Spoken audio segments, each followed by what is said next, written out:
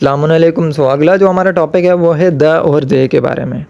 ठीक है, द और दे का मतलब है बी, इंग्लिश में ऑल्सो। ये सिफेक्स नहीं है, ये बेसिकली लफ्ज़ है।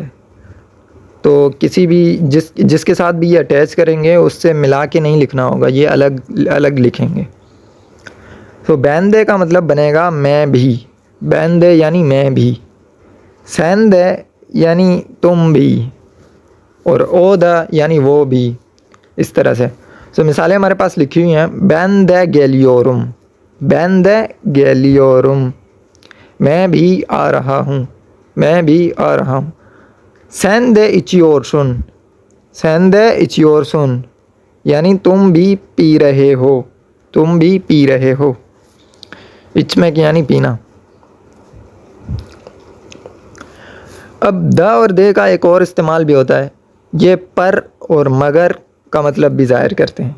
जैसे एक मिसाल हमारे पास लिखी हुई है, बिलियोर द सोइलेमियोर, बिलियोर द सोइलेमियोर। बिलमेक का मतलब होता है जानना, ठीक है। सोइलेमेक का मतलब होता है कहना।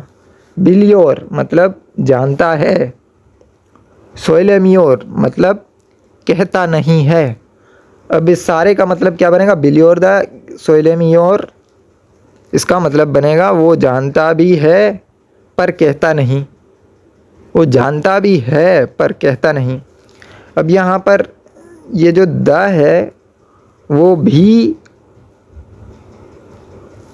और पर दोनों का मतलब ज़ाहिर कर रहा है, ठीक है। यहाँ पर जो द है वो भी और पर दोनों का मतलब ज़ाहिर कर रहा है। बिलियोर द सोइलेमियोर, वो जानता भी है पर कहता नहीं। अब एक और मिसाल है हमारे पास, थानुदुम दा सलाम सोयले में दिम, थानुदुम दा सलाम सोयले में दिम। थानुदुम मैंने उसको पहचाना, मैंने उसको पहचाना। सलाम सोयले में दिम, सलाम नहीं कहा। अब यहाँ पर जो द है